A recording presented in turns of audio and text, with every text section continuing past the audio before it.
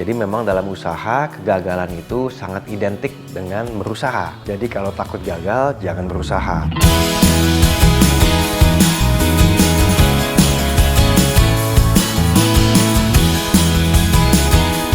Ya, pertama-tama saya rasa siapapun dia, kalau sebagai pemula ya harus memulai. Nah, kebetulan kerjaan saya pertama kali waktu itu di negeri Paman Sam di Amerika Serikat sebagai financial analyst. Itu di New York, di suatu perusahaan namanya Salomon Brothers. Sudah lama sampai perusahaannya pun sudah tidak ada. Nah, di Wall Street itu saya bekerja sebagai penganalisa keuangan perusahaan-perusahaan di suatu investment bank. Nah, di sinilah saya belajar mengenai berbagai macam industri dan juga etika kerja, di mana kerja itu harus keras dengan disiplin yang tinggi dan tentu dengan performa dan juga key performance indicator yang besar. Nah, ini yang menyebabkan ketika saya memimpin perusahaan, ya saya belajar dari masa-masa waktu kerja buat perusahaan lain. Dan juga waktu saya mulai bekerja, kebetulan diberi tanggung jawab atau mendapat kesempatan di perusahaan-perusahaan yang justru sedang sakit. Nah, sehingga ya mesti cari jalan bagaimana untuk menyembuhkannya. Obat jangka pendek, jadi istilahnya panadolnya apa. Tapi dari situ mesti lihat symptomsnya apa, membuat tim, meyakinkan banyak pihak. Jadi sebagai pemula juga tidak luput dari membuat banyak kesalahan.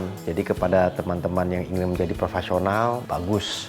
Banyak sekali entrepreneur yang sukses karena awalnya sebagai profesional. Tapi memulai langsung jadi pengusaha juga kita butuh banyak. Tapi mesti siap bahwa yang pasti mengenai pengusaha ialah pasti ada jatuh bangunnya.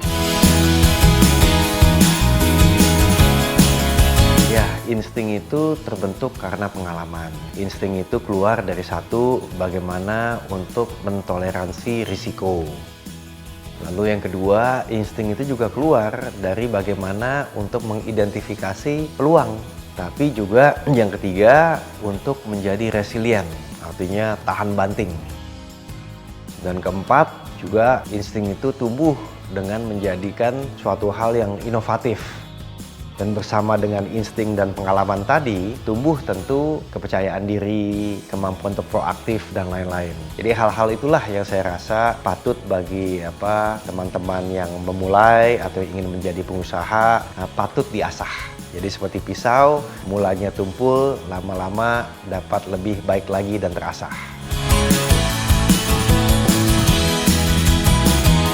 Saya rasa bisnis yang paling penting adalah mengetahui marketnya kita tuh atau pasarnya tuh yang mana.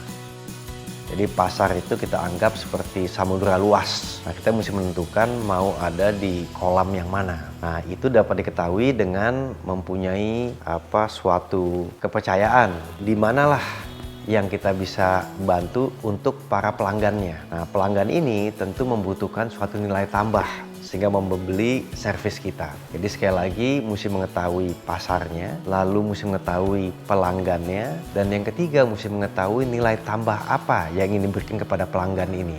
Dan yang paling penting ialah bisnis modelnya atau model bisnisnya mesti jelas. Karena kalau model bisnisnya tidak jelas atau tidak menguntungkan atau belum dites, biarpun kita tahu pasar, pelanggan, dan nilai tambah, jangan-jangan kita masih mensubsidi. Dan yang terakhir ialah mesti hati-hati secara finansial. Karena bagaimanapun juga tujuan bisnis ini adalah untung. Dan suatu sumber daya seperti keuangan itu sangat terbatas. Sehingga butuh kita hati-hatilah untuk menjaga hal-hal keuangan. Jadi mungkin secara garis besar untuk di awal cukup kali ya untuk dapat gambaran bagaimana membentuk suatu bisnis yang baik.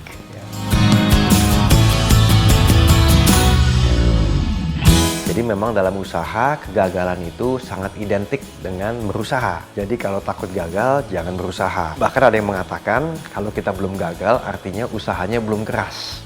Apa yang mesti dilakukan ketika menghadapi kegagalan? Nomor satu, terimalah kegagalan. Karena kalau kita tidak menerima kegagalan, susah untuk perbaikinya. Dan yang kedua, ialah kita mesti berani melakukan evaluasi secara jujur. Bagaimana kita bisa memperbaikinya. Dan yang ketiga juga kita mesti berani untuk seek advice atau mencari nasihat dari orang-orang yang sebelumnya telah melakukan hal yang sama atau sedikit berbeda tapi menghadapi kegagalan. Lalu juga penting untuk melihat apakah model bisnisnya itu benar-benar sudah pas untuk yang terakhir.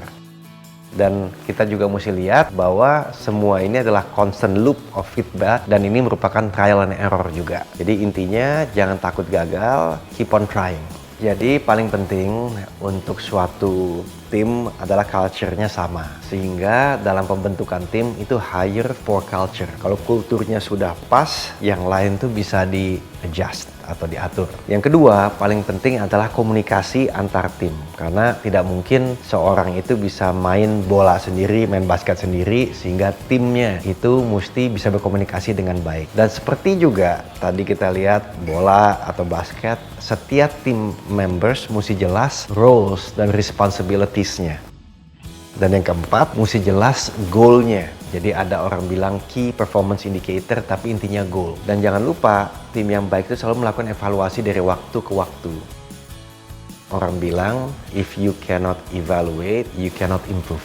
Nah, tapi yang paling penting dalam leadership itu, di tim itu, ialah leadership by example. Karena dengan example, ya tentunya tim merasa, satu, ya ada yang diikutin. Tapi yang kedua, lebih penting lagi adalah sense of belonging atau esprit de corps-nya itu ada. Jadi itulah yang biasa saya terapkan dalam membentuk suatu tim. Mudah-mudahan berguna.